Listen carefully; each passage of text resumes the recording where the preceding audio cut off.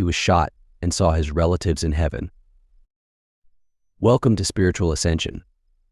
My name is Larry, and I narrate the near-death experiences of those who have glimpsed the other side.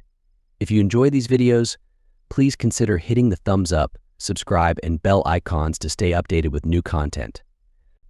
It's free and helps the channel grow.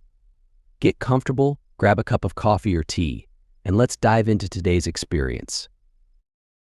I'll never forget the day my life almost slipped away. My wife and I had stepped out for a walk after an argument. We decided to take a stroll to talk, away from the family.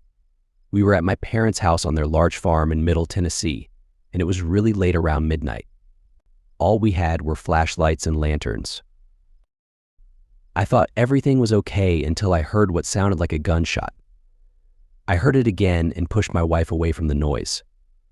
Suddenly, I felt excruciating pain in my chest and lower stomach. My wife mentioned her leg was hurting a little. Later, I discovered that I had been shot twice. The impact was immense, and I felt like my world was spinning out of control. I remember thinking, this is it. This is the end. The next thing I knew, I was lying on the ground, my chest throbbing with agony. My life flashed before my eyes, showing me every event and emotion I had experienced, as well as those of others. As I slowly regained consciousness, I saw my body in front of me and my wife crying over me. I didn't fully understand what was happening. I tried to yell, but she couldn't see or hear me.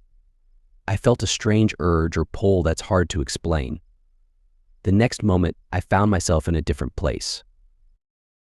I felt a sense of peace and overwhelming love, as if I were on top of the world. I was surrounded by a warm, comforting presence, and it felt like someone was telling me everything would be okay. I felt no pain or fear. As I looked around, I saw loved ones who had passed away standing before me in beautiful fields of wildflowers under a vibrant sky. It looked like Earth, but was so different. My grandmother Delia, my mom's mother, who passed away when I was a teenager, was there. She smiled at me with tears in her eyes and said, "You're back. It's not your time." Hi-Jo, she used to call me and my siblings Hi-Jo when we were little. We never fully understood the term, but I missed hearing her call me those special nicknames. I also saw my grandpa, my dad's father, who never met me but looked at me with tears in his eyes. We didn't speak with words instead. We communicated with our thoughts. He told me how proud he was of me and my brothers, and that he was always watching over us. He said he never left. When we were kids and felt like someone was watching us while playing outside, it was him keeping an eye on us, making sure we didn't get into trouble like my dad and his siblings did. It made me chuckle, remembering how we often got ourselves into messes on the farm. I saw a little girl, about 8 years old, who looked a lot like me and my mother. She asked, "Do you know who I am?" When I said no. She giggled and told me she was my sister. I was stunned. 2 years before I was born in 1998, my mom had a stillborn baby girl. I never thought I would have a sister, but she reminded me she'd be here when everyone else arrived on the other side. She asked me to tell my mom that she was okay and in no pain. She had been watching over her all this time, and she had been watching all of us.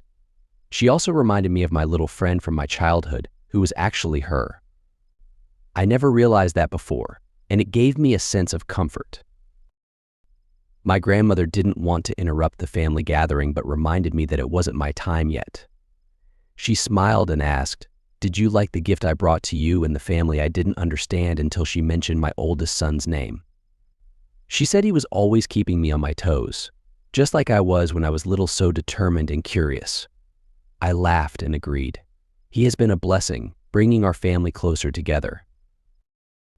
I told her how peaceful it was here and how weak and tired I felt in the real world. I felt like I had let everyone down: my family, my kids, and myself. She lifted my chin and reminded me to keep my faith, just like she did when I was a child. She said I had important things to do and that raising my children was part of my purpose. She assured me that my daughter would be okay, even though I wondered how she knew. She said that on the other side, nothing is a secret and everything would be all right. She told me how all her boys had grown up and asked me to tell Cole how strong he is and to share what I saw with him. She also wanted me to tell my brother Quincy how much he has changed and that he will find his purpose.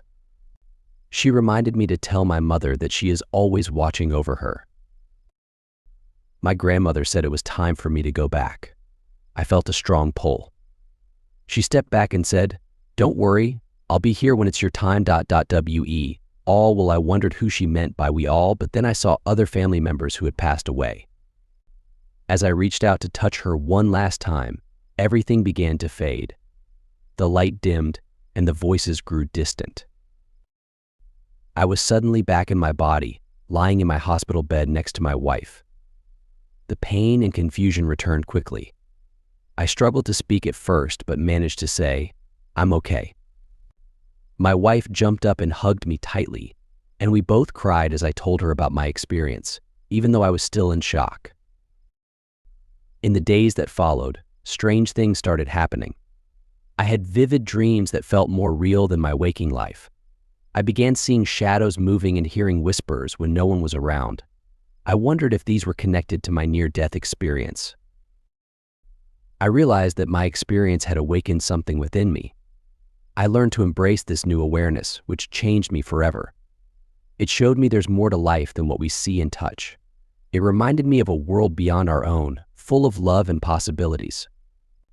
Even though it's hard to explain, I know it's true. We're all connected in ways we can't fully understand.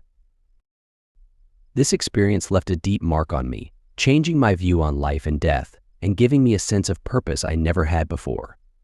Though it's still a journey, I'm grateful for this glimpse into the unknown and the reminder that there's more to life than meets the eye. That's it for today's experience.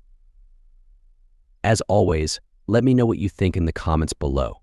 Until next time, stay safe and be blessed.